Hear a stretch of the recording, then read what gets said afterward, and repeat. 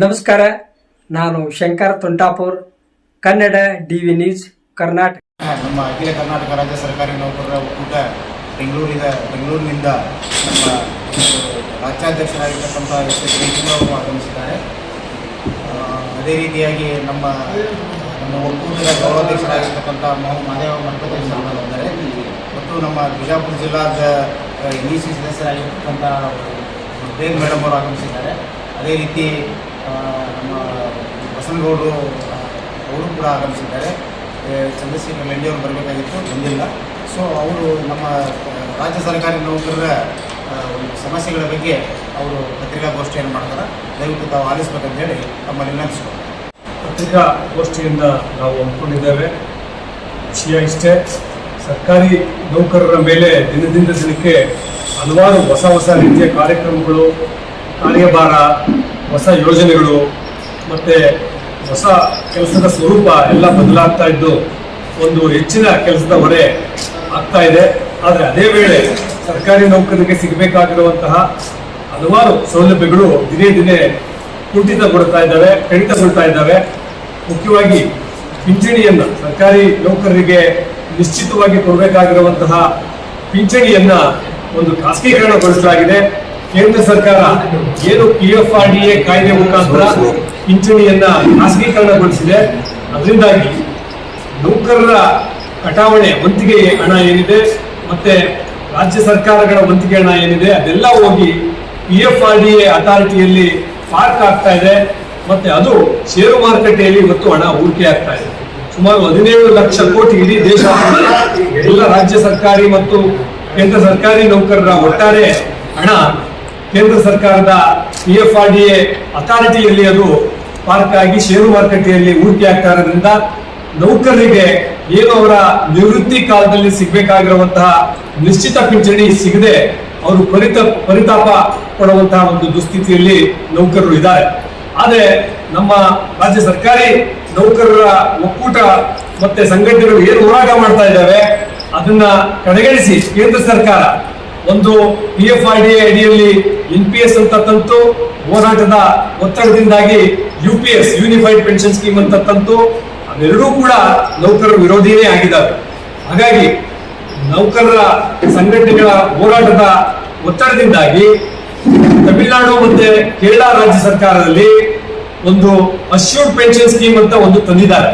ಆದ್ರೆ ಅದರಲ್ಲೂ ಕೂಡ ನೌಕರರ ಹಣ ಕಟಾವಣೆ ಆಗ್ತಾ ಇದೆ. ಆದ್ರೆ ಅದರಲ್ಲಿ 50% ನಿಶ್ಚಿತ ಪಿಂಚಣಿಯನ್ನ ಅಶ್ಯೂರ್ ಮಾಡಲಾಗಿದೆ, ಖಚಿತಪಡಿಸಲಾಗಿದೆ. ಹಾಗಾಗಿ ನಾವು ಈ ದೇಶಾದ್ಯಂತ ಒಂದು ಹೋರಾಟವನ್ನ ಹಮ್ಮಿಕೊಳ್ತಾ ಇದ್ದೇವೆ.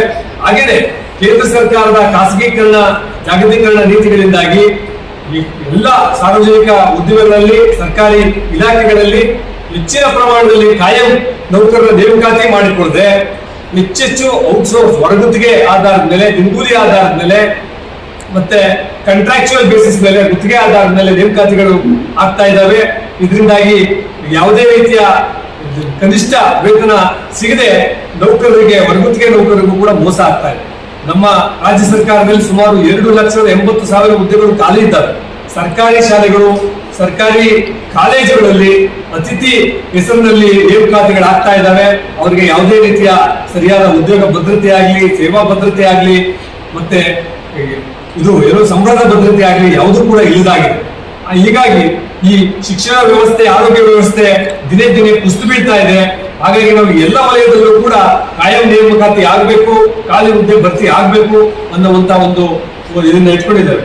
ಇದೇ ರೀತಿ ಹಲವಾರು ಬೇಡಿಕೆಗಳನ್ನ, ನೌಕರರ ಬೇಡಿಕೆಗಳನ್ನ ಇಟ್ಕೊಂಡು ಇದೇ ಡಿಸೆಂಬರ್ 12ನೇ ತಾರೀಕು ನವದೆಹಲಿಯ ಒಂದು ರಾಮ್ಲೀಲಾ ಮೈದಾನದಲ್ಲಿ ಲಕ್ಷೋಪಲಕ್ಷ ಸಂಖ್ಯೆಯಲ್ಲಿ ಸರ್ಕಾರಿ ನೌಕರರು ಡೆಲ್ಲಿ ಚಲೋ ಜಾಥಾವನ್ನ ಹಮ್ಮಿಕೊಂಡಿದ್ದಾರೆ.